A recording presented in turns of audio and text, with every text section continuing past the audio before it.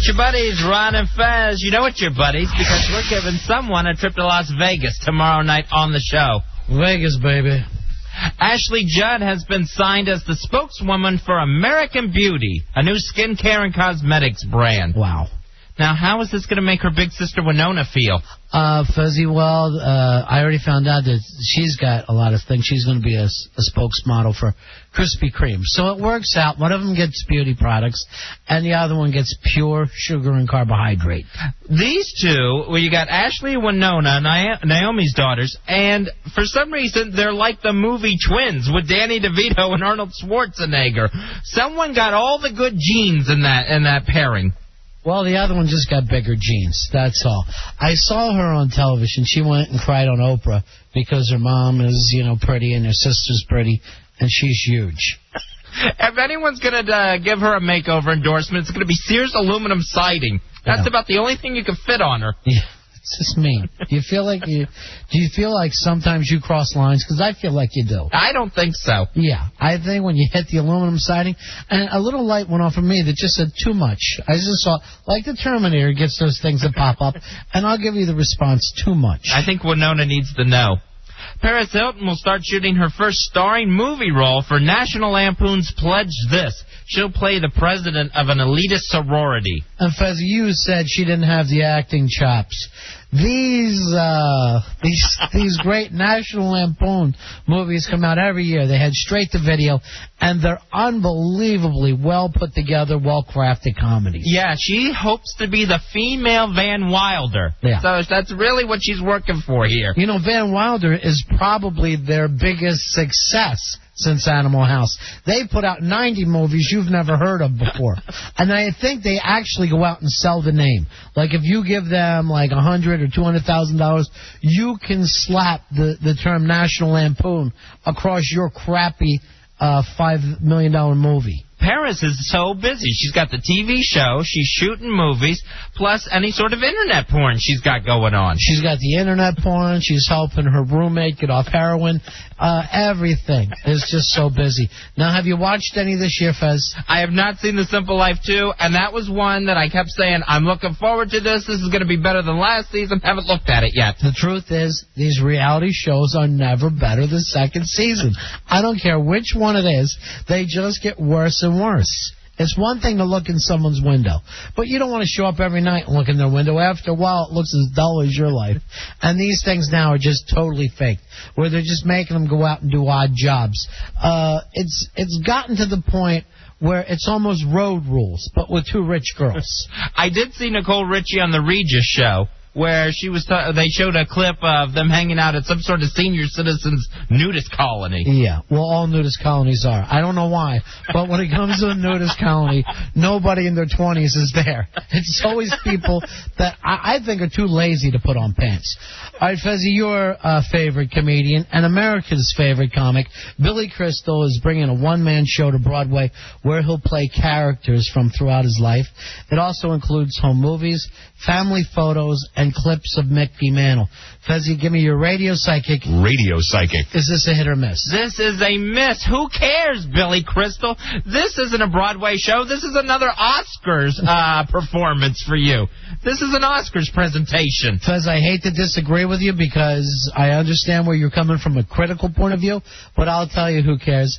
Every old Jew in New York will be lining up for him to say, and then my Uncle Morty was, what's this noise they make?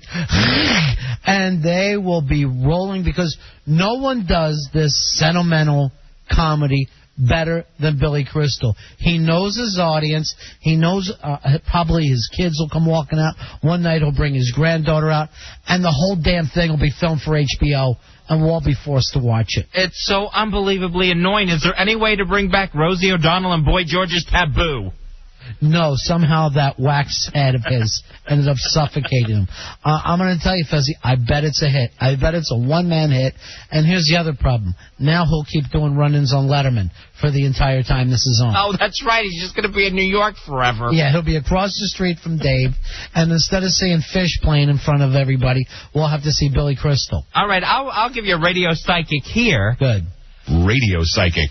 Two of the characters that happen to be from his childhood will be Mr. Sammy Davis Jr. and Fernando Lamas. That's impossible. You watch. You think somehow he'll try to bring those old chestnuts out for the Broadway show? He is definitely going to come out as Sammy and Fernando. Here's what I would like to do this experiment. At every seat, there's a gun. And at the end of the night, see how many living people are still there and how many people just pick up the gun at their seat, put it in their mouth, and think that that's a better way out. And he's going to end every performance with, and that's how I found my smile. One thing. Yeah, and we'll all go nuts. America, people will be crying, just like everyone lies the day after the Oscars and says he was amazing. Because I watch the Oscars in a room full of people. I hear everyone moaning at his jokes. The next day on the talk shows, Billy Crystal was amazing. His one thing is Mickey Mantle. Yeah. That's his one thing. You know, during the costume changes, when he's going from Sammy to Fernando, he's just putting pictures of Mickey Mantle up there. I would like to say this. At what time did he actually make that miracle catch against Pittsburgh? For Pittsburgh and run it back? Because that's who he's looking like for me anymore. Now, CBS won a bidding war to carry Mark Burnett's new show, Rockstar. That's the one where one really lucky person is selected as the new lead singer of In Excess. All right, so everyone run out there and grab Viacom stock as soon as you can. We're putting In Excess back together. CBS going to be a winner on this one? You know what? I know I'm going to try to watch it at the beginning, but I'm already cringing at them grabbing a 40-year-old man, because it looks stupid to have anyone younger, singing a dead man's songs. Why not put the new Doors together on the air? It seems like they really did take all the fun out of this, because you could see, rock chicks trying out to be a lead singer or something, but now it's just going to be a Michael Hutchinson, look-alike.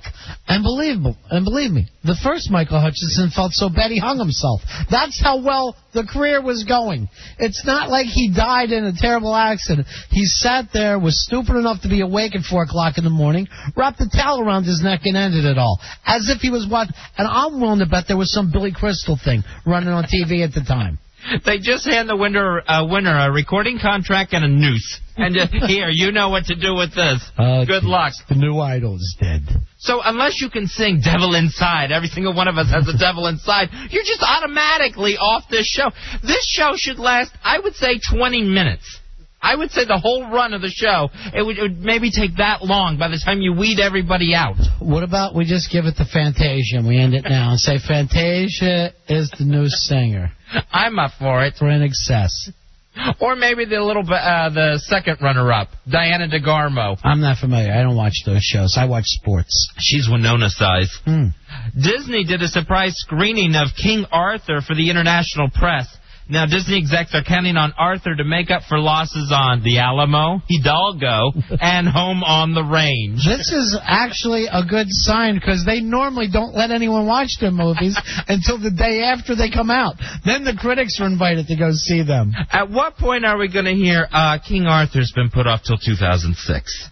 It's just not technically ready. We took a look at King Arthur, and it was just stupid. So we don't know what we're going to do. I've seen the previews for this King Arthur. I can't tell it apart from Lord of the Rings or anything else medieval out there. That's what they want, Fezzy. They want to confuse you with the Lord of the Rings. I know I won't go to see it, but I got 2 words for you. Jerry Bruckheimer.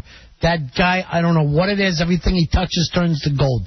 If he walked in here now, I'd ask him to touch my forehead and bless my newborn child. If he touches your forehead and it turns to gold, it's going to be too heavy for your neck. No, solid gold forehead, it's all I've ever wanted. We'll take a break. We'll be right back in a few moments. We're here till 11 tonight. You're listening to The Ron and Fez Show.